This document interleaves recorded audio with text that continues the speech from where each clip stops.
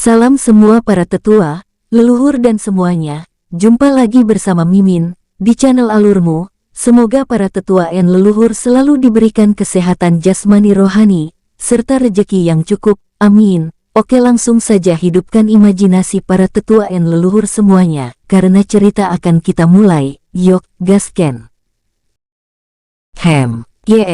Mungkin sudah saatnya untuk kita langsung pergi ke sana, ucap Long Yuan setelah mendapat apa yang mereka cari. Tunggu dulu, aku mencium bau darah tidak jauh dari sini, ucap Pixiu memasang wajah serius. Long Yuan yang mendengar itu ingin mengedarkan kesadarannya namun dihentikan oleh Bai Chuye. Jangan paman, ada yang tidak beres di sana, ucap Bai Chuye yang dapat mencium bau darah juga. Pandangan Bai Chuye dan Pixiu bertemu, tak lama mereka berdua mengangguk bersama. Kalian berdua pergilah, biarkan aku yang mengurus di sana, ucap Pixiu langsung menghilang dari tempatnya. Long Yuan yang penasaran hanya melihat Bai Chuye dengan pandangan penuh tanya. Bai Chuye pun hanya menghela nafas panjang lalu memberitahu perihal bau darah tersebut. Ayo kita pergi paman, biarkan paman Pixiu mengurus yang di sana, aku yakin ia bisa mengurusnya, ajak Bai Chuye setelah bercerita. Long Yuan pun mengangguk santai, mereka pun langsung melangkah keluar kedai yang hanya berisi kelompok Bai Chuye dan pemilik kedai. Tep-tep, melihat Bai Chuye telah menjauh, pemilik kedai yang ingin menggerakkan tangannya langsung membeku. Tak lama tubuhnya terbelah dua, dan di belakang pemilik kedai muncul Pixiu. Sementara di belakang Pixiu sangat banyak mayat elf bergeletakan. Dasar tikus-tikus kecil kekaisaran, dengus Pixiu. Setelah membunuh semua seisi kedai, Pixiu pun memanggil anak-anak dan ditugaskan menjadi pelayan di kedai ini. Pixiu berencana untuk membuat kedai ini menjadi markas sementara mereka. Sementara Bai Chuye dan Long Yuan kini berdiri tepat di gedung guild, di atas kepala mereka bertulis nama guild yang cukup besar. Ayo masuk, ajak Long Yuan yang kini memimpin. Tep-tep, saat masuk, Long Yuan mau tak mau kagum melihat aula guild yang begitu tenang dan luas. Terlihat para petualang sangat tertib dan tidak ada yang saling merendahkan. Setelah melihat-lihat, mereka pun melangkah ke bagian pendaftaran sekaligus tempat informasi. Ada yang bisa saya bantu tuan-tuan? Tanya seorang elf cantik, bentuk lekuk tubuhnya bisa membuat semua laki-laki menelan ludah, saat melihat elf yang menyapa Long Yuan dan Bai Chuye. Long Yuan dan Bai Chuye pun menghentikan langkah mereka saat disapa. Kami ingin bertemu Master Guild ini, apakah Anda bisa memanggilnya? Ucap Long Yuan tersenyum di balik jubahnya. Elf yang menyapa kedua sosok misterius langsung tersenyum lembut. Apakah sebelumnya tuan-tuan mempunyai janji dengan Master kami? Tanya elf cantik tersebut dengan sopan. Mendengar jika elf di depannya sangat sopan dan terlihat tidak ingin menyinggungnya, Long Yuan semakin kagum dengan guild ini beserta anggotanya. Terlihat tidak ada yang mencoba merendahkan atau mengganggu mereka, walau banyak yang mendengar percakapan mereka. Kami belum pernah memiliki janji dan kami juga baru pertama kali ke sini. Tapi beritahu Master Guild jika ini akan menguntungkan dirinya jika bertemu dengan kami, ucap Bai Chuye maju. Mendengar suara seorang pemuda, elf cantik tersebut melirik ke arah Bai Chuye. Tak lama mata elf tersebut sedikit bersinar putih. Tapi mata kembali seperti semula, kini ia sedikit terkejut karena tidak bisa mendeteksi kedua orang misterius di depannya, menggunakan kekuatan spesialnya. Saat elf cantik ingin menjelaskan, sebuah suara mendengung di pikirannya. Biarkan kedua tamu terhormat ini masuk, bawa ia menemuiku langsung ke ruanganku. Elf cantik sedikit membeku, sangat jarang masternya menerima tamu. Tapi baru kali ini ia melihat masternya dengan lembut memberitahunya, dan dari suara masternya ia sadar jika kedua orang ini sangat penting. Mari ikuti saya tuan-tuan. Setelah sadar dari keterkejutannya, elf cantik tersebut langsung membawa Long Yuan dan Bai Chuye ke lantai atas. Tep-tep, 5 menit berlalu, kini elf cantik tersebut berhenti tepat di sebuah pintu besar. Silahkan masuk tuan-tuan, Master telah menunggu Anda di dalam. Ucap elf cantik tersebut dengan sedikit membungkuk hormat. Long Yuan melambaikan tangannya. Tidak perlu terlalu hormat, kami hanya orang biasa. Setelah bicara, Long Yuan langsung membuka pintu. Ceklek, Long Yuan dan Bai Chuye pun masuk. Pandangan pertama saat mereka masuk adalah kuno bercampur indah. Samar-samar keduanya merasakan adanya energi yang berasal dari dimensi mereka. Ini, gumam Long Yuan melirik Bai Chuye. Bai Chuye hanya mengangguk santai dan kini ia berpikir, jika Master Guild ini berasal dari dimensi mereka.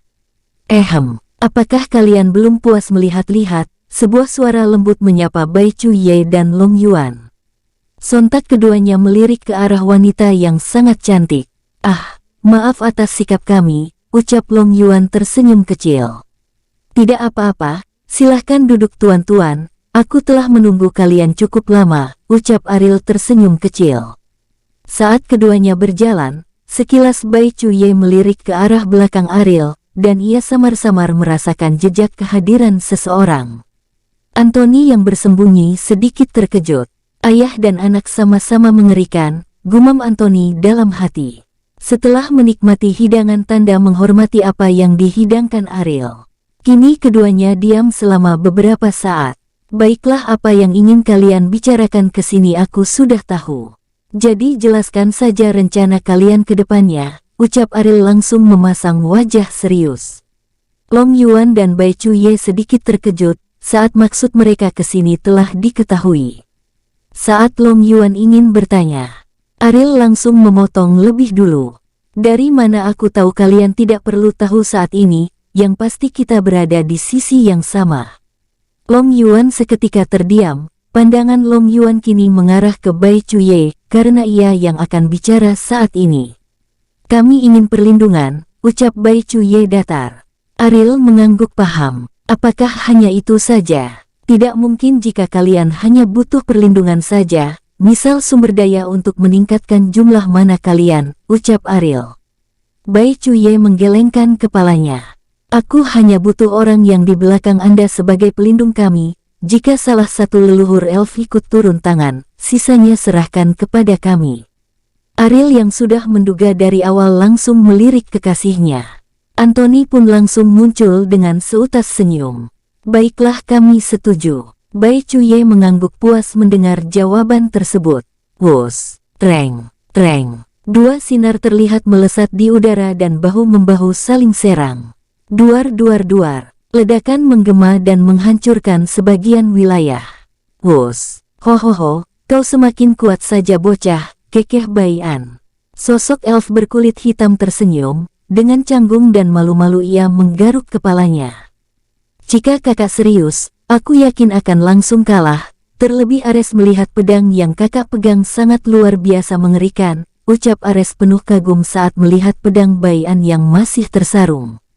Matamu cukup jeli juga bocah, ucap Bai An tersenyum kecil, dengan santai Bai An mendekap leher Ares. Ares yang ditakuti kini terlihat seperti anak kecil di hadapan Bai An. Entah apa yang terjadi di masa lalu, yang pasti Ares sangat menghormati Bai An.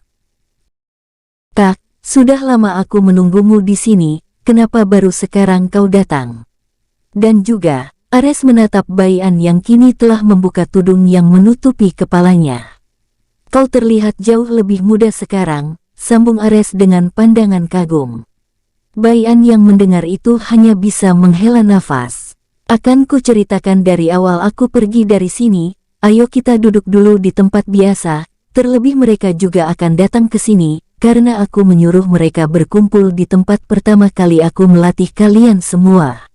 Ucap Bai An. Tanpa menunggu jawaban dari Ares, Bai An melesat ke sebuah kawah. Ares pun tak mau kalah, dengan cepat ia melesat mengikuti Bai An. Wus-wus, 2 jam telah berlalu, Ares yang mendengar seluruh cerita Bai An kini menggenggam erat tangannya. Jika saja aku ikut bersamamu Kak, aku pasti akan membantai mereka semua tanpa ampun, aura dari Ares seketika keluar dari tubuhnya. Lembah tempat mereka berdua duduk seketika berguncang hebat. Buk-buk, Bai An langsung menepuk pundak Ares yang langsung membuat Ares tersadar. Ah, maafkan aku Kak karena terbawa emosi, ucap Ares tersenyum canggung. Huff, walau usiamu jutaan tahun, tapi sifatmu masih seperti anak-anak Ares. Itu mungkin karena kekuatan spesial yang ada pada dirimu yang membuat kau tetap memiliki sifat anak-anak, ucap Baian menghela nafas. Ares hanya cengengesan mendengar helaan nafas kakaknya. Kau tahu Kak, aku sempat ingin membasmi mereka semua yang ada di sini. Tapi karena peringatan ketiga wanita cerewet itu, aku mengurungkan niatku. Bagaimana tidak, Ares langsung bercerita layaknya anak berusia 5 tahun di depan kakaknya. Baian pun dengan santai mendengarkan hingga tanpa terasa 5 jam telah berlalu. Wung, sebuah celah tiba-tiba muncul dari 3 tempat berbeda. Ara-ara, apa kalian telah lama menunggu? Sapa wanita berkulit sawo matang dengan telinga runcing mirip elf. Ia adalah ras iblis darah kuno Anaril. Hohoho, apa aku ketinggalan sesuatu? Sosok manusia cantik tak ketinggalan membuka suara. Ia tak lain Cynthia. Wah kakak Lingbai, kenapa kau tidak menunggu adikmu yang cantik ini jika kalian berdua telah makan-makan? Ucap Aril sedikit cemberut, tapi tak lama ia tersenyum kecil. Ares yang menatap ketiga wanita yang ia kenal hanya memandang dengan kesal. Kenapa kalian semua datang di saat yang tidak tepat sih? Mengganggu saja, dengus Ares. Ara-ara, adik kecilku mulai marah, ejek Anaril. Ares langsung berdiri. Orang mungkin mengira jika Ares ingin berkelahi, tapi ia dengan manjanya bersembunyi di balik tubuh Baian dan dengan tak tahu malu ia mengadu. Hal itu membuat semua orang yang ada di sana tertawa kecil sambil menggelengkan kepalanya. Ares memang seperti ini, jadi wajar sifat anak-anaknya itu gampang membuat ia marah dan mengamuk tak jelas. Hanya Baian saja yang bisa membuat Ares patuh. Bahkan ketiga wanita harus berusaha keras untuk menghentikan pembantaian yang dulu Ares lakukan. 1 jam setelah mereka semua bercanda, kini mereka berlima duduk saling memandang satu sama lain. Baiklah kali ini aku akan serius dan meminta bantuan kalian. Ucap Baian dengan nada dan pandangan serius. Mungkin kalian telah tahu rencanaku, jadi tidak perlu aku menjelaskan secara detail. Sambung Baian. Lalu apa kita langsung bergerak kakak? Aku sudah tidak sabar ingin membantai para orang tua kurang ajar itu, ucap Ares dengan nada bersemangat. Baian langsung menggeleng. Biarkan anak-anak itu mengacau lebih dulu, dan aku juga yakin pasti di antara mereka ada orang baik yang bisa menjadi orang kita. Kalian paham maksudku bukan? Ucap Baian melirik mereka berempat satu persatu. Keempatnya mengangguk. Jadi kita tidak membantai mereka semua ya, Itu kurang seru Kak, lebih baik basmi saja mereka semua, dan sisakan para penduduk yang selama ini tertindas oleh keserakahan mereka, ucap Ares sedikit cemberut. Ares tentu memiliki dendam dan orang tuanya adalah salah satu yang dibunuh oleh pihak kekaisaran di masa lalu. Mungkin bukan langsung dibunuh oleh mereka, namun karena pertarungan di masa lalu, orang tuanya dipaksa ikut berperang untuk menjadi umpan. Hal itulah yang dibenci oleh Ares hingga saat ini. Ares, apa kau ingat apa yang kakak ceritakan tadi? Ucap Baian tersenyum lembut. Ares melirik ke arah kakaknya, tak lama ia tersadar lalu menundukkan kepalanya. Benar apa yang kakak ucapkan, setiap makhluk hidup memiliki sifat dan karakter yang berbeda-beda, ada kalanya mereka bisa berubah dengan tulus, ada kalanya mereka berkhianat, jadi makhluk hidup yang mempunyai pemikiran tidak akan bisa ditebak. Bahkan orang baik pun pasti memiliki niat serakah saat melihat adanya kesempatan di depan mata. Ucap Ares kini seperti anak kecil yang baru diajar. Anaril, Aril dan Cynthia hanya bisa tersenyum dan dalam hati, mereka kagum dengan Baian yang selalu bisa dalam keadaan apapun. Baiklah, jika kalian sudah paham maka kembalilah. Ingat untuk melindungi anak-anak dan saudaraku dalam bayangan, bantu mereka saat hidup dan mati saja, ucap Baian. Ketiga wanita tersebut langsung mengangguk paham, lalu merobek ruang yang ada di depan mata mereka. Crash, boom. Ketiga wanita tersebut langsung menghilang di hadapan Baian. Kini yang tersisa Baian dan Ares saja. Kak, Kali ini aku akan ikut bersamamu dan aku juga ingin melihat kedua keponakanku, ucap Ares bertepuk tangan bahagia. Baik-baik, pergilah. Aku tahu jika kau memutuskan maka kau pasti akan merengek jika aku menolak, ucap Bai-an. Tanpa basa-basi, Ares langsung menghilang meninggalkan Bai-an seorang diri. Anak ini, lama-lama aku teringat bocah nakal dan licik itu, gumam Bai-an teringat Duandu. Bicara tentang Duandu, saat ini Duandu sedang dikejar-kejar oleh 4 wanita. Berhenti kau paman kurang ajar, berani sekali kau membuat putrimu sedih, teriak Bai Sia-sie melesat mengejar Duandu. Di belakang Duandu, Musia, Chujia dan Ling Mei terlihat ikut melesat. Sial, kenapa juga Saer pura-pura bersedih, ini pasti akal-akalan Sier dan Mei Yin, gumam Duandu mengutuk kedua wanita tersebut. Crash! Dengan cepat Duandu merobek ruang, namun saat ia ingin masuk ke dalam celah, energi kehidupan langsung menutup celah tersebut. Tak kehabisan akal, Duandu berubah menjadi bayangan dan menghilang entah kemana. Keempat wanita yang melihat Duandu kabur lagi hanya bisa mengumpati Duandu. Di sisi lain Sier hanya tersenyum kecil. Karena tidak ada yang ia kerjakan, ia dengan licik mengajak Duansa mengerjai ayahnya. Bocah itu, ucap Ling Mei memasang wajah galak layaknya ibu-ibu. Awas saja jika kau tertangkap, akan kupatahkan tulangmu, sambung Musia menggerakkan tangannya layaknya ingin meremas sesuatu. Dret-dret, wong. Duandu muncul di tempat yang tentu ia kenali, yaitu pintu masuk menuju dimensi alam sihir. Apa aku harus masuk? Gumam Duandu bertanya-tanya dalam hatinya. Kini Duandu sedikit ragu, karena ia telah mendapat pesan untuk menjaga dimensi ini dari serangan pihak luar. Tentu Duandu sadar akan ada dimensi yang memiliki kekuatan setara dan bahkan lebih kuat dari dimensi pusat ini. Terlebih Bai-an pernah bercerita jika adanya dimensi alam dewa yang rata-rata memiliki kekuatan jauh lebih kuat. Sebaiknya aku menunggu saja, firasatku mengatakan akan datang musuh mengerikan dalam beberapa tahun lagi. Gumam Duandu berjalan ke sebuah gubuk kecil tempat ia sering menunggu kakak dan keluarganya yang masih berada di dimensi alam sihir. Di sebuah ruang angkasa, terlihat kelompok-kelompok tertentu kini melakukan perang kecil. Walau terlihat seperti perang kecil, itu terlihat lebih dahsyat dari pertarungan yang dilakukan oleh Bai-an dan keluarganya. Banyak sekali ras manusia dan ras lain berada di sebuah kapal mirip kapal langit melayang di udara.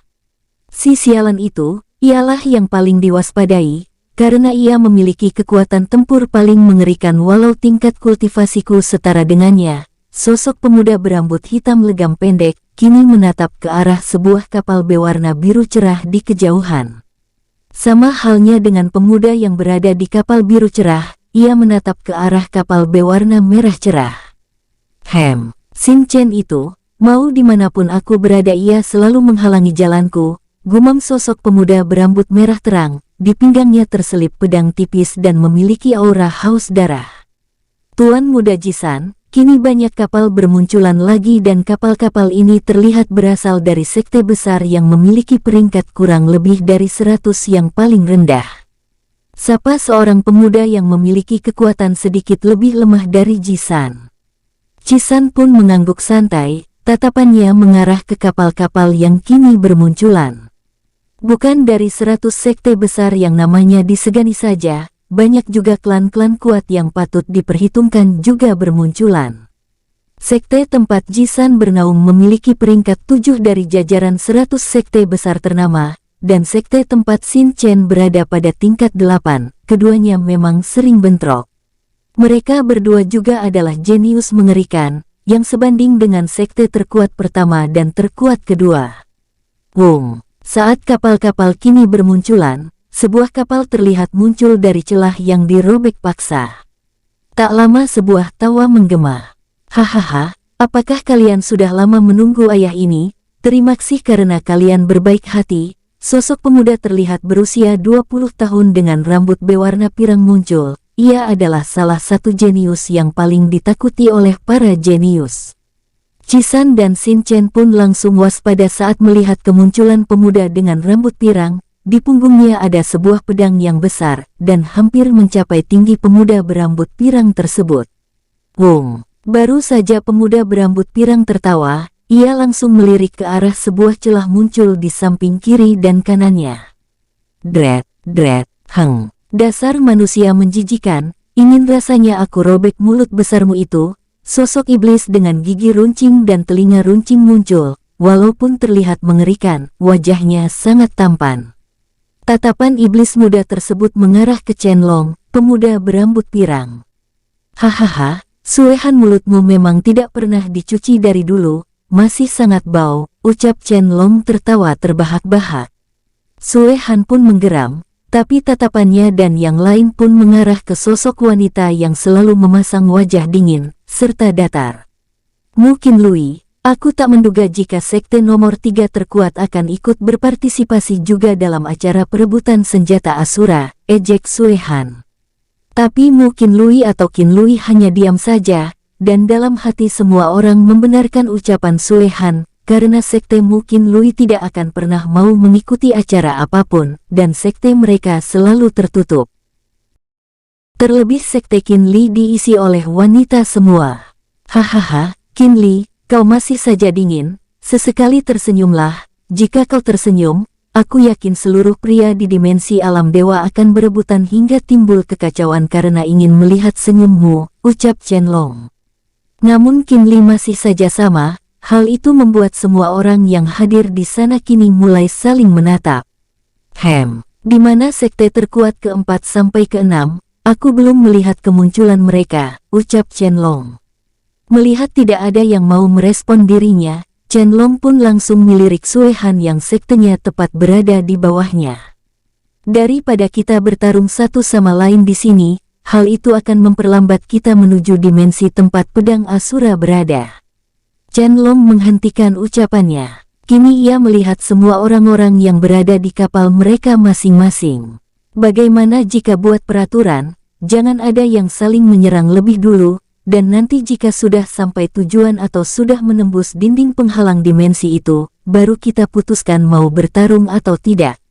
Hal itu juga memiliki keuntungan bagi kalian semua, sambung Chen Long menyeringai terang-terangan. Semua dari mereka saling memandang satu sama lain.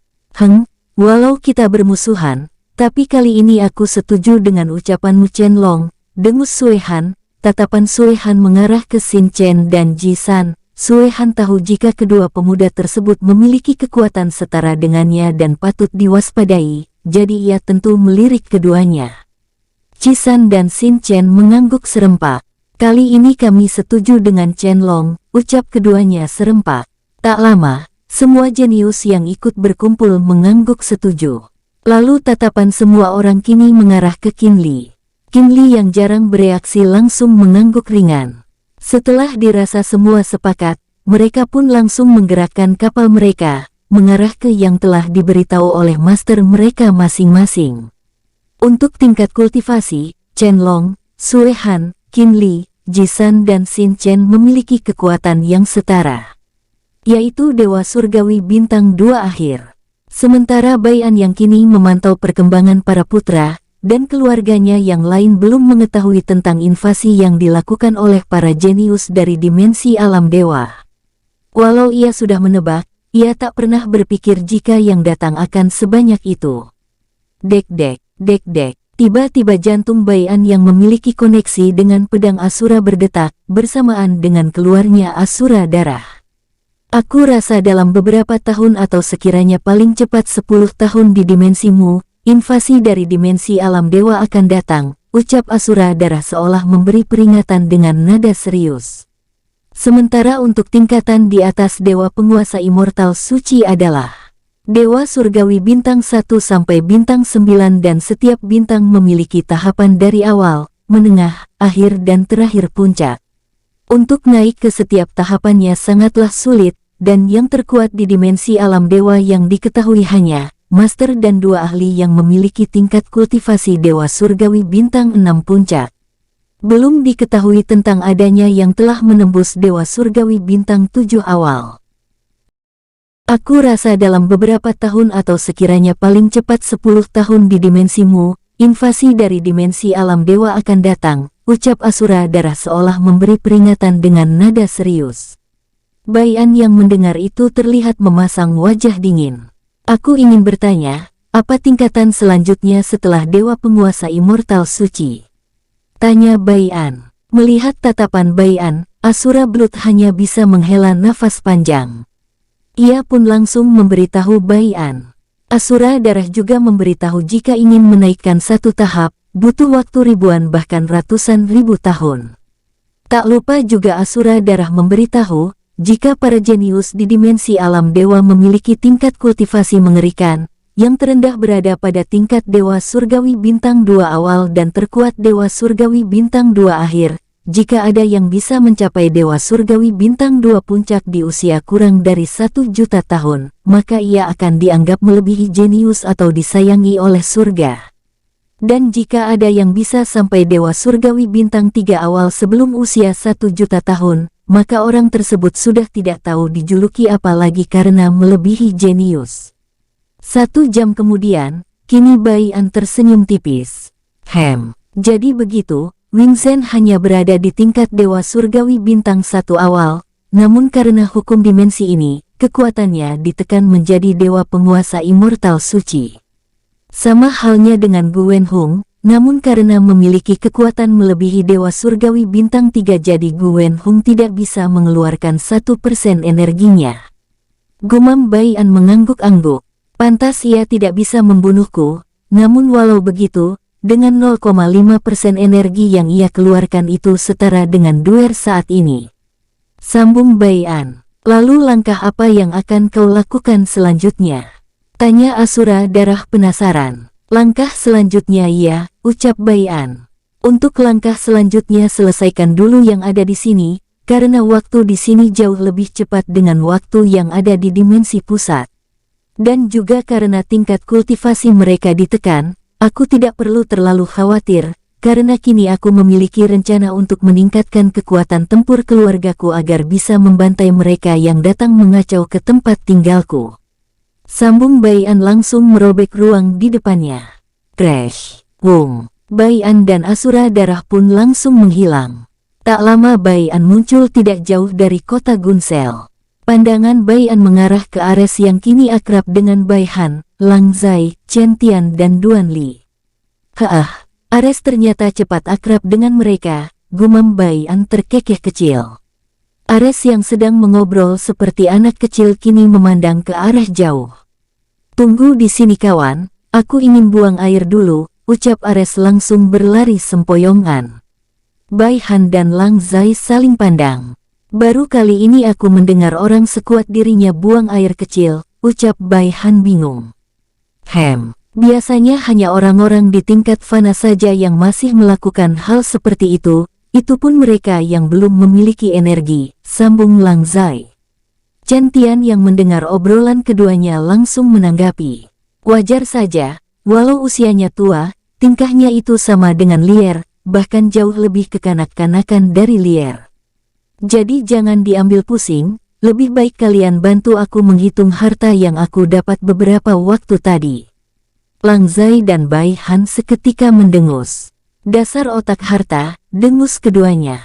Chen Tian pun hanya menanggapi dengan terkekeh kecil.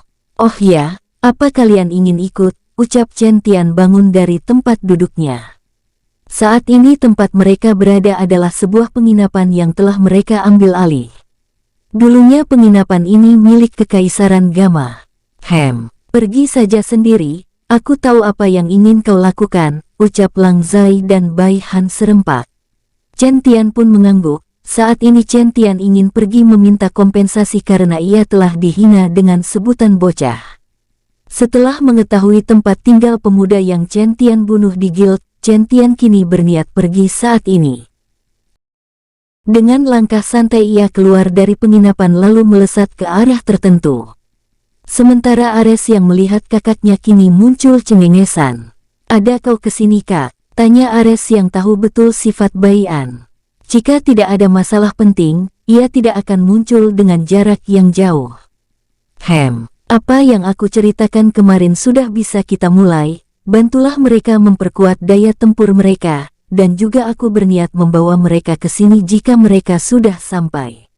Jadi kau bisa membantai mereka dengan mudah, dikarenakan mereka pasti tidak bisa menggunakan mana, ucap Bai An tersenyum menyeringai. Ares yang mendengar itu langsung bertepuk tangan. Kapan para anjing-anjing idiot itu akan datang?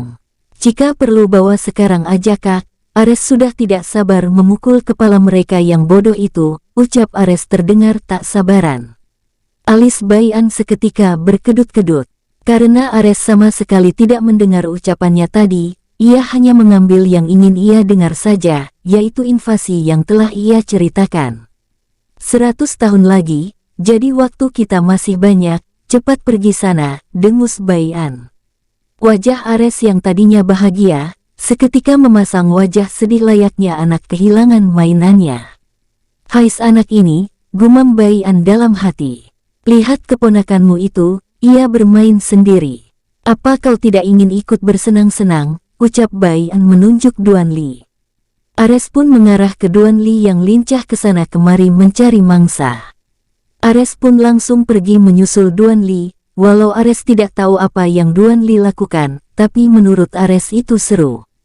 Melihat kepergian Ares, Bai An kembali menghilang. Bai Cuye yang saat ini berkumpul di kedai kecil yang menjadi markas mereka, langsung berdiri.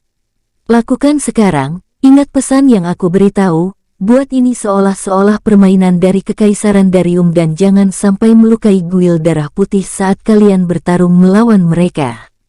Ucap Bai Cuye. Seketika semua berdiri dengan senyum lebar. Hehehe. Waktunya membuat kekacauan, kekeh semua orang kecuali Long Yuan. Dengan semangat mereka langsung memasang topeng, tak lupa mereka mengenakan jubah Kekaisaran Darium yang telah diberikan Anthony. Wos, wos, wos. Seketika mereka berpencar ke 3 tempat.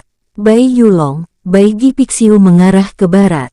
Bai Ji Pixiu dan Long Yuan mengarah ke timur, sementara Pixiu dan Ji Ulong mengarah ke utara.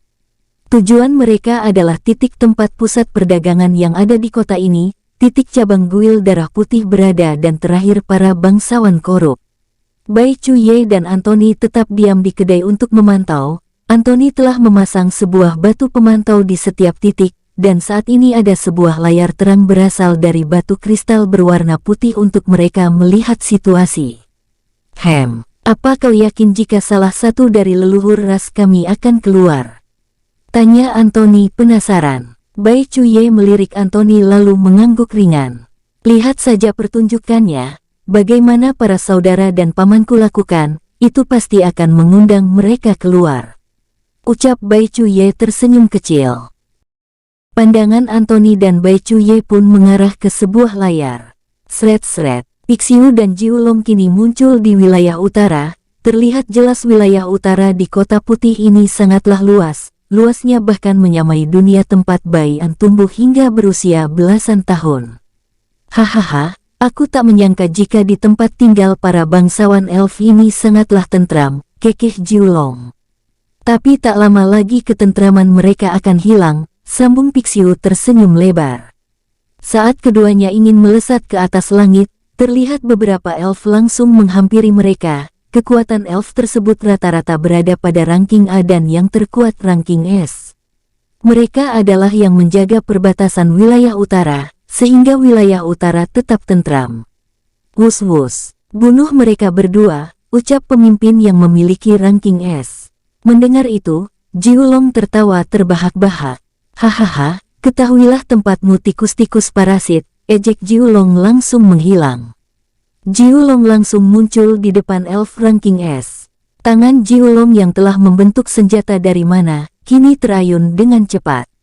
Elf ranking S yang melihat kecepatan Jiulong membelalakan matanya dan sadar, jika penyusup ini memiliki kekuatan jauh di atasnya.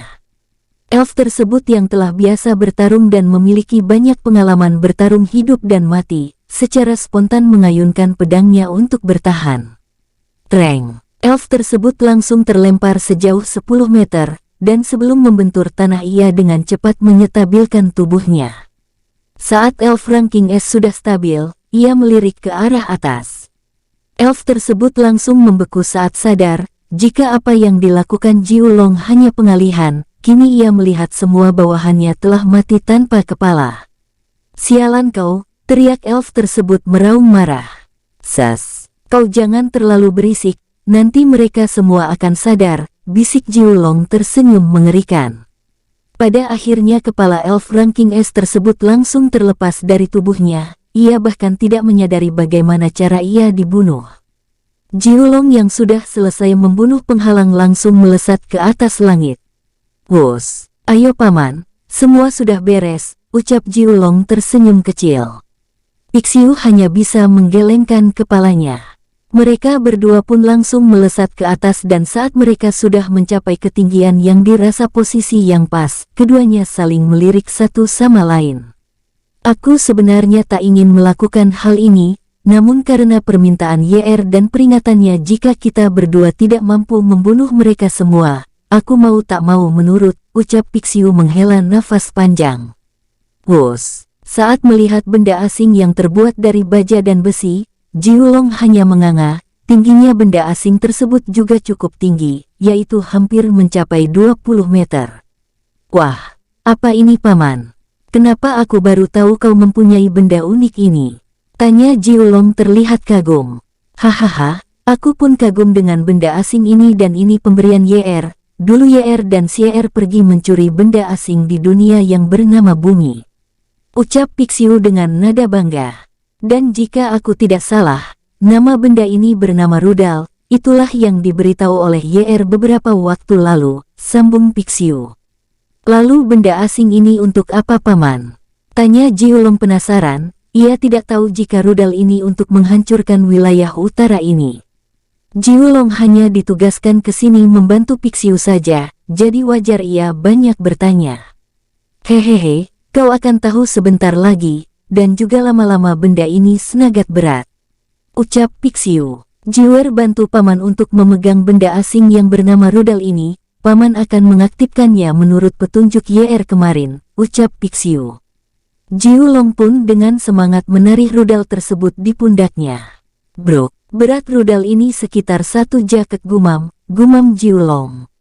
Mereka tidak tahu jika Bai Chuye telah meneliti rudal tersebut dan menambahkan beberapa item, agar daya ledaknya jadi lebih dahsyat. Jadi wajah rudal tersebut jauh lebih berat dari saat ia mencuri rudal ini di bumi. Pixiu menggosok-gosok tangannya lebih dulu, sebelum mengalirkan mananya ke rudal tersebut. "Hulf, jangan gugup Pixiu, kau pasti bisa dan jangan mengecewakan keponakanmu," gumam Pixiu menyemangati dirinya. Blus. Setelah Pixiu mengalirkan mana, kini seluruh rudal terselimuti oleh mana berwarna putih kebiruan. Pandangan Pixiu lalu mengarah ke sebuah tombol untuk meluncurkan rudal. Setelah melihat tombol, pandangan Pixiu beralih ke wilayah timur tempat para bangsawan elf tinggal. Seolah membidik targetnya, Pixiu mengedipkan sebelah matanya selama beberapa detik. "Yosh, sudah ketemu," ucap Pixiu. "Apa kau siap Jiwer?" tanya Pixiu. "Kapanpun dan dimanapun aku selalu siap paman, ayo lakukan," ucap Jiulong bersemangat. Pixiu langsung menekan tombol merah yang memiliki tanda silang. Dret, dret, seketika rudal sedikit berguncang. Jiulong yang menahan rudal terlihat kewalahan. "Tahan Jiwer sebentar lagi," ucap Pixiu yang melihat tombol masih berwarna kuning, dan jika tombol berwarna hijau maka rudal siap meluncur, itulah yang ia ketahui. Wung, rudal seketika berdengung bersamaan dengan itu asap keluar dari ekor rudal. "Lepas Jiwer," ucap Pixiu berteriak. Jiulong langsung melepas rudal. Wos, rudal seketika melesat dengan kecepatan mengerikan, bahkan Jiulong dan Pixiu hanya bisa melihat bekas asapnya saja. Sementara wilayah utara tempat para bangsawan elf tinggal, kini bergetar akibat rudal yang mendekat. Para ahli SS maupun SS Plus pun keluar dari sana, saat pandangan mereka mengarah ke atas. Sebuah benda asing berjarak 1 meter dari bangunan paling tinggi kini mereka lihat. Jeder, jeder, gedebuk, duar. Area wilayah utara seketika musnah dalam hitungan detik, entah berapa banyak korban jiwa yang berada di sana. Tapi dapat dipastikan mereka semua mati. Bahkan guncangannya mencakup seluruh kota putih, mau wilayah barat, timur, tengah semua merasakannya. Jiulong dan Pixiu yang menutupi seluruh tubuh mereka dengan mana, kini bergidik nyeri sambil membuka mulut mereka lebar-lebar. Luar biasa, ucap Jiulong tak habis pikir benda asing tersebut mampu memusnahkan wilayah utara beserta penghuninya. Paman, apa kau punya benda itu lagi? Ucap Jiulong tersadar, dengan semangat ia kini menatap Pixiu dengan mata bersinar cerah. Pixiu langsung menggeleng. YR hanya memberikan satu kepadaku, bahkan saudara Long Yuan dan yang lain tidak mendapatkannya, ucap Pixiu. Wajah Jiulong seketika murung. Buk-buk, jangan berkecil hati, karena aku punya ini, ucap Pixiu mengeluarkan senapan mesin otomatis yang pernah digunakan oleh Lo Zeng dan Lo Ei. Hahaha. Seketika Pixiu dan Jiulong tertawa terbahak-bahak, kini pikiran mereka membayangkan bisa membunuh musuh dalam jumlah ribuan, seperti yang dilakukan oleh Lo Zeng dan Lo Ei. Ayo paman, aku sudah tidak sabar meneror mereka semua, ajak Jiulong langsung mengambil senjata otomatis yang diberikan Pixiu. Jiulong dan Pixiu pun melesat ke arah yang berbeda. Jiulong ke barat dan Pixiu ke timur. Di wilayah timur tempat Baiji Pixiu dan Long Yuan yang telah menunggu sinyal, kini mulai bergerak. Sial, aku tak menduga sinyalnya akan semengerikan ini, umpat Ji Pixiu melihat ke arah wilayah utara, karena di sana terlihat banyak asap melambung naik ke langit. Sudah lakukan saja tugas kita, ayo. Ajak Long Yuan. Wus-wus. Bertepatan Baiji Pixiu dan Long Yuan sampai, kini banyak sekali para elf berhamburan keluar. Aku akan menyelamatkan para budak, untuk mereka aku serahkan kepadamu Jier dan Jiwer, ucap Long Yuan menghilang. Saat ini mereka telah di titik pusat perdagangan yang terbesar di wilayah Kekaisaran Elf, dan yang paling banyak diperjualbelikan adalah para budak-budak yang tidak memiliki identitas tinggi maupun budak yang dulunya orang baik, namun dituduh pengkhianat. Sret, Long Yuan muncul di atas bangunan paling besar, ia langsung mengedarkan kesadarannya. Dan benar saja, banyak sekali budak yang terikat rantai di dalam bangunan tersebut. Sial, mereka bahkan tidak punya hati, ucap Long Yuan dengan dingin. Padahal mereka dari ras yang sama, namun dengan jahatnya dan tanpa rasa kasihan mereka memperbudak ras mereka sendiri. Long Yuan pun langsung mengubah tangannya menjadi cakar naga. Srek-srek, dret-dret. Aliran listrik seketika tercipta saat Long Yuan mengalirkan mananya. Ini adalah kekuatan spesial baru Long Yuan, yang bangun dengan sendirinya setelah ia menyerap mana, yaitu kekuatan listrik. Tanpa basa-basi Long Yuan mengayunkan tangannya ke arah bawah, tentu saja ia akan memanfaatkan kepanikan mereka ini. Duar, ledakan besar seketika terjadi dan lubang besar kini muncul. Dengan cepat Long Yuan masuk ke dalam. Saat mendaratkan kakinya di lantai bangunan, Long Yuan melihat salah satu elf memegang senjata kini mengayunkan senjata ke arahnya. Long Yuan pun langsung mengangkat tangannya ke atas.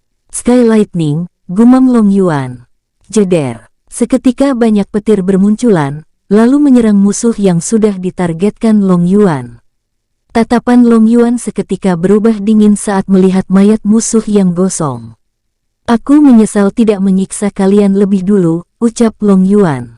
Pandangan Long Yuan pun mengarah ke para budak yang kini ketakutan, baik laki-laki maupun wanita, kini mereka semua mundur. Aku bukan orang jahat, ucap Long Yuan membuka tudungnya. Melihat sosok manusia, salah satu dari mereka yang mempunyai teman dari ras manusia, dan inilah alasan ia ditangkap langsung maju. Ah. Apa Anda datang ke sini menyelamatkan kami? Tanya elf tua yang sangat kurus. Benar, tujuanku menyelamatkan kalian juga untuk memihak kepada kami, karena kami akan mengubah tatanan dimensi ini, semua ras akan setara, tidak ada bawah atau atas. Jika kalian ingin ikut maka maju dan jika kalian takut maka tetaplah menjadi pengecut yang akan selalu ditindas, ucap Long Yuan langsung memasang wajah serius. Seketika semua budak yang ada di lantai tersebut langsung maju, tentu saja mereka semua menginginkan kesetaraan. Dan juga ingin membalas dendam. Long Yuan tersenyum kecil melihat tekad mereka semua dan kekompakan mereka. Baiklah, kalian semua bantu aku kumpulkan semua teman-teman kalian yang ditahan di bangunan ini. Jika sudah kalian keluar menuju luar kota, di sana akan ada yang menunggu kalian. Ucap Long Yuan bersiap pergi. Tunggu, salah satu elf muda yang baru dilepas rantainya, langsung menghentikan niat Long Yuan yang akan pergi. Apakah Anda ingin membebaskan semua budak yang ada di wilayah timur ini? Tanya elf muda tersebut sedikit gugup. Long Yuan mengangguk santai. Jika begitu, biarkan kami ikut membantu juga. Kebetulan banyak dari kami mengenal wilayah timur ini beserta di mana saja para budak disembunyikan, ucap elf muda tersebut. Seketika para budak yang lain ikut mengangguk. Baiklah, setelah kalian membebaskan mereka, langsung pergi ke tempat yang telah aku beritahu dan jangan lupa untuk berhati-hati. Walau kota putih saat ini sedang kacau, banyak dari prajurit kekaisaran maupun penjaga kota dan guild petualang yang mengenal kalian.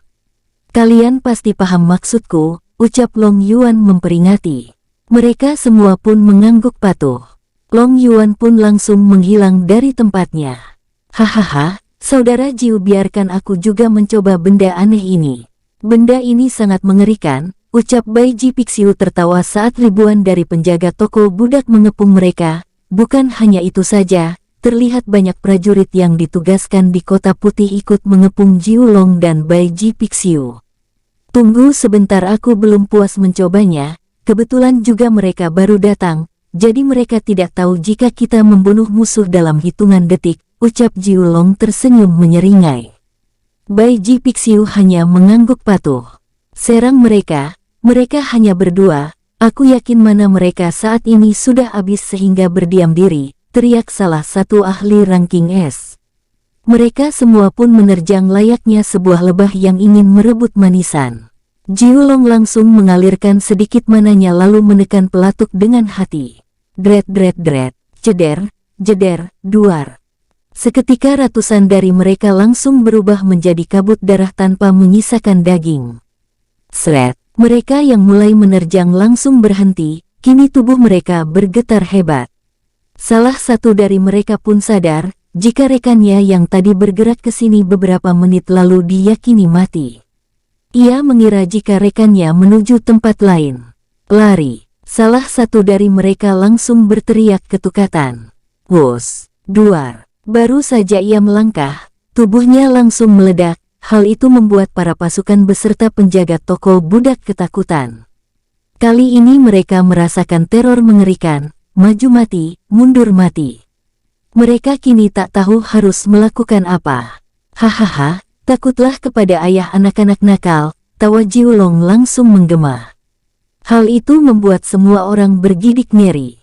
Bai Ji Pixiu yang tidak sabar langsung meminta Jiu Long bergantian. Setelah memberi dan mengajari Bai Ji Pixiu, terlihat Ji Pixiu jauh lebih mengerikan dari Jiu Long.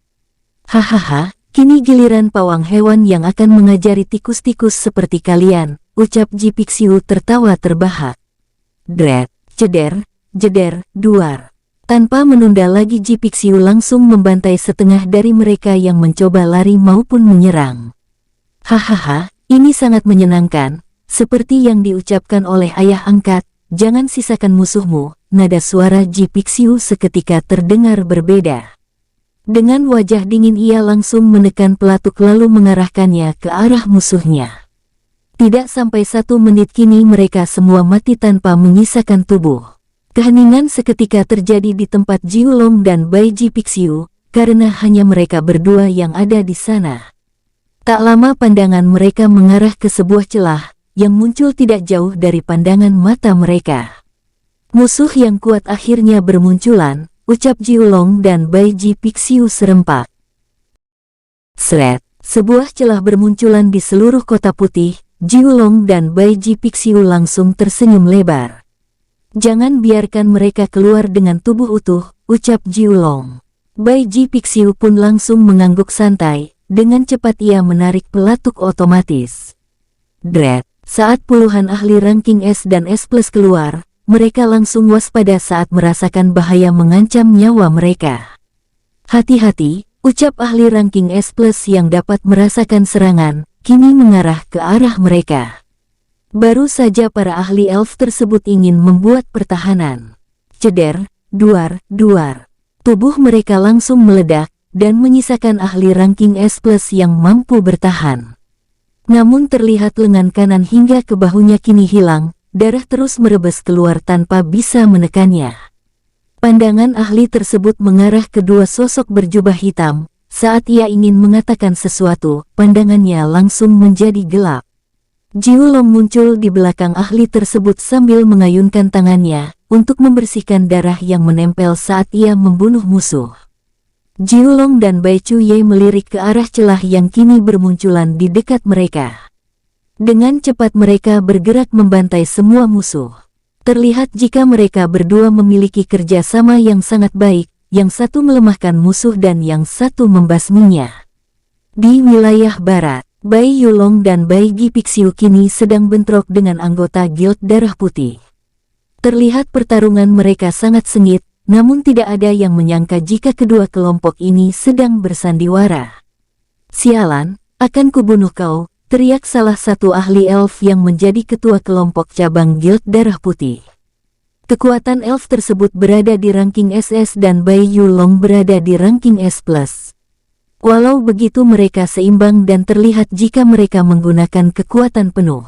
Wos, duar. Elf tersebut langsung membuang serangan Bai Yulong dengan cara memantulkannya ke arah samping. Elf tersebut terlihat cukup licik, ia memantulkan serangan Bai Yulong tepat ke arah prajurit Kota Putih. Sementara tidak jauh dari lokasi Bai Yulong, Bai Gipixiu kini sedang menahan para anggota petualang Guild Darah Putih dan anggota guild lainnya. Beberapa kali Bai Gipixiu membunuh anggota guild selain sekutunya. Sret, Bai Gipixiu langsung mundur saat melihat celah bermunculan di atasnya. "Sudah datang waktunya kah?" ucap Bai Gipixiu melalui telepati kepada Bai Yulong. Bai Yulong juga mundur, ia melihat ke arah wilayah tengah, pusat Guild Darah Putih. Samar-samar Bai Yulong melihat sebuah sinar di bangunan tertinggi milik Guild Darah Putih. Akan ku ingat wajahmu, akan ada waktunya aku membunuhmu di pertemuan kita selanjutnya," ucap Bai Yulong langsung melirik elf yang menjadi ketua cabang. Elf tersebut langsung marah. Siapa yang akan membiarkanmu kabur dasar penjahat?" teriak elf tersebut langsung melesat. Bai Yulong dan Bai Gipixiu langsung menggenggam sesuatu yang tidak ada di dimensi alam sihir ini, yaitu batu teleportasi. Grit, mereka berdua pun langsung menghilang, dan elf yang mengayunkan senjatanya ke arah Bai Yulong pun hanya mengenai tanah. Duar, dasar penjahat hina, setelah kau mengacau dan membunuh banyak ras kami, kalian semua kabur, dasar pengecut. Elf tersebut langsung mengumpat sejadi-jadinya. Sementara para komandan kekaisaran dan jenderal kekaisaran Darium kini mendatangi elf yang terlihat marah. "Tep-tep, maafkan aku datang terlambat ketua faksi pedang hitam," ucap jenderal kekaisaran Darium mencoba untuk menenangkan ketua faksi pedang hitam. Pandangan ketua faksi pedang hitam langsung mengarah ke jenderal kekaisaran Darium. Kekuatan jenderal tersebut jauh lebih tinggi dari Noah, yaitu SS+. Maafkan aku juga yang terbawa emosi, aku hanya tidak terima jika mereka terluka ringan saja, sedangkan di kelompok gabungan kami banyak yang mati, ucap ketua faksi pedang hitam dengan niat membunuh. Jenderal tersebut tersenyum. "Jangan bicara seperti itu," ucap jenderal tersebut. Pandangannya mengarah ke para elf yang mati. Terlihat jika ia tidak memiliki rasa kasihan atau dendam saat melihat kematian mereka. Ketua faksi pedang hitam yang menyadari itu mendengus dalam hati. Tapi ia tetap seperti biasa dalam perannya. Wilayah timur, Jiulong dan Bai Gipixiu terlihat tertawa bahagia. Jubah Jiulong terlihat dipenuhi oleh darah, sementara di kejauhan Bai Gipixiu masih membantai musuh yang bermunculan di celah. Wos! Jiulong yang muncul di belakang musuh yang masih bertahan, langsung mengayunkan lengannya. Crash! Tak sampai 5 detik, celah-celah yang tadinya bermunculan kini mulai menghilang. Wos! Hati-hati, yang tadi kebanyakan pasukan elit dan komandan kekaisaran Darium, mungkin celah yang akan muncul saat ini adalah Jenderal Kekaisaran Darium. Kita masih belum mampu bentrok dengan mereka, ucap Jiulong memberikan peringatan. Bai Ji Pixiu langsung mengangguk patuh. Dread. Saat celah kembali muncul, Bai Ji Pixiu langsung menembakkan senjata otomatisnya. Sosok yang muncul dari celah langsung mengibaskan tangannya. Jeder, jeder, duar, duar. Ledakan seketika terjadi. Jiulong dan Bai Ji Pixiu yang sudah memegangi token teleportasi, langsung mengalirkan sedikit energi mereka. Blus. Bertepatan dengan menghilangnya kedua berandalan tersebut, sosok yang menghentikan serangan Bai Ji Pixiu muncul. Rupanya mereka mempunyai artefak untuk melarikan diri, gumam Jenderal Elf yang memiliki ranking SSS. Tangan jenderal tersebut terlihat menggenggam sebuah sobekan. Jika tadi aku lebih cepat, mungkin aku mampu menangkap salah satu dari mereka, gumam jenderal tersebut langsung mengeluarkan busur panahnya. Dengan cepat anak panah yang sudah ia tarik dilepaskan. Wus, anak panah langsung melesat ke arah sebuah batu kristal yang bersembunyi di salah satu bangunan. Duar, rupanya ini sudah direncanakan sejak lama. Aku harus memberitahu jenderal besar atau panglima, gumam Jenderal Elf mulai merobek ruang. Di kedai kecil, Anthony yang menonton dari awal hanya bisa membuka mulutnya, dan sampai saat ini mulutnya masih terbuka lebar. Apa kau tidak lelah membuka mulutmu dari tadi? Ucap Bai Chuye dengan nada santai disertai senyum kecil. Anthony seketika tersadar, dengan malu-malu ia melirik Bai Chuye.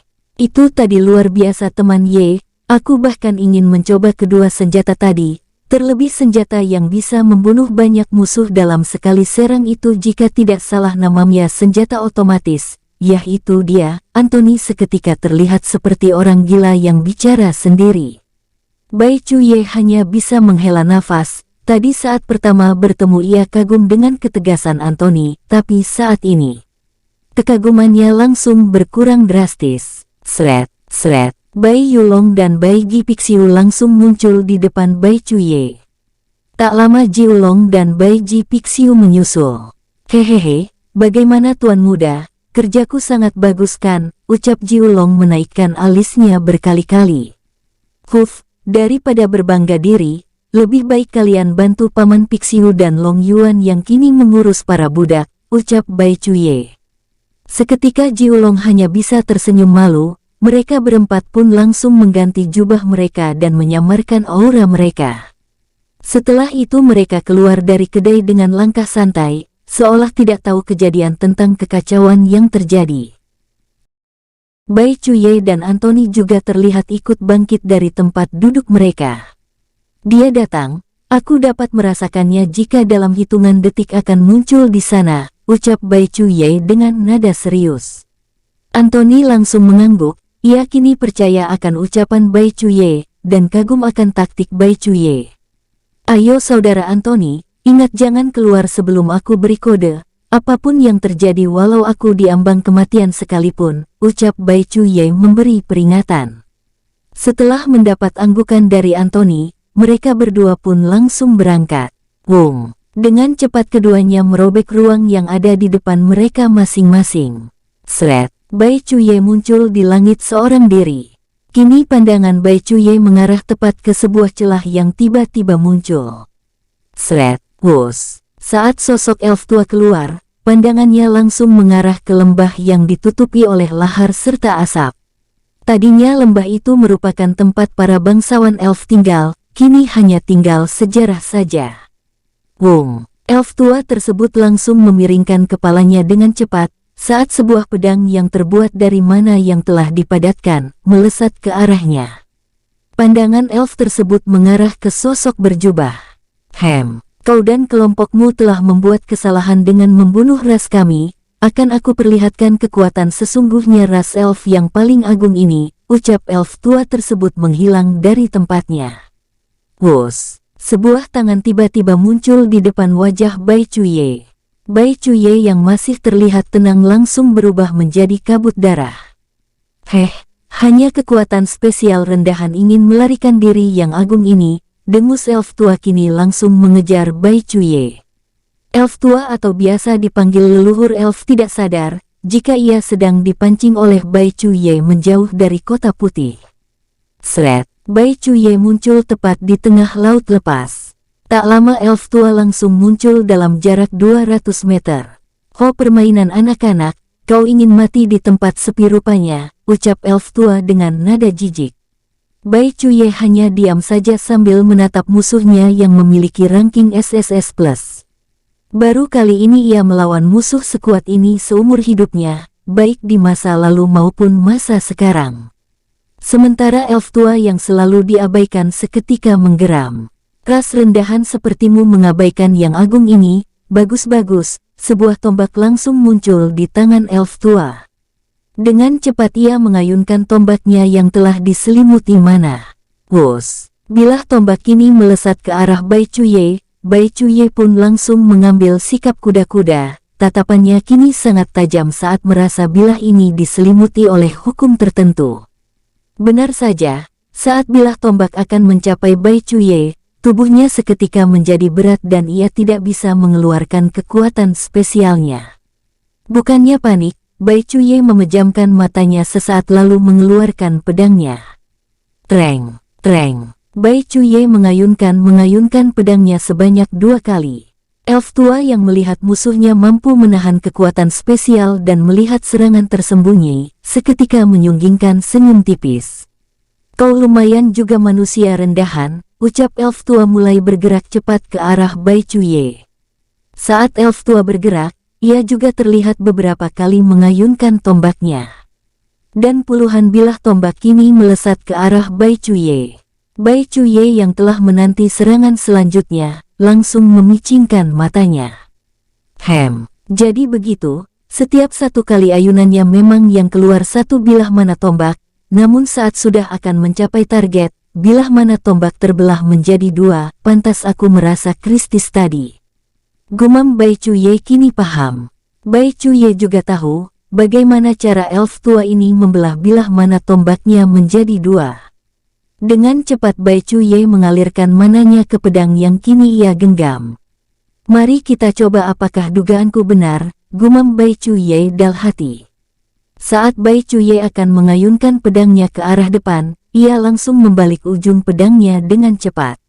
Wus, treng-treng. Benar saja, seketika akan bentrok, bilah pedang Bai Chuye seketika terbelah menjadi 2. Hal itu membuat elf tua langsung terhenti. Manusia rendahan ini memiliki mata yang tajam dan memiliki potensi bagus. Gumam elf tua dengan mata berkilau serta niat membunuh yang kuat. "Aku harus membunuhnya sebelum menjadi penghalang bagi ras kami," sambung elf tua. Kini elf tua langsung memasang wajah serius. Blus! Auranya langsung keluar membuat gelombang udara menjadi dingin, tekanan di laut pun berubah. Laut yang awalnya tenang terlihat membentuk tsunami kecil. Bai Chuye terlihat tak mau kalah, ia dengan cepat mengeluarkan seluruh kemampuannya. "Mari kita lihat berapa lama aku mampu bertahan, atau mungkin kecil kemungkinan aku bisa menang," gumam Bai Chuye. Langsung bergerak ke arah elf tua. Elf tua juga mulai bergerak. Wus, wus, treng-treng. Saat mencoba melakukan bentrok secara langsung dengan musuhnya, Bai Chuye sadar jika ia kalah dalam hal kecepatan maupun daya serang. Dret! Bai Chuye mundur dengan darah mengalir di bibirnya. "Kau lumayan juga manusia rendahan," ucap elf tua tersenyum mengejek. Dengan cepat elf tua melesat ke arah Bai Chuye.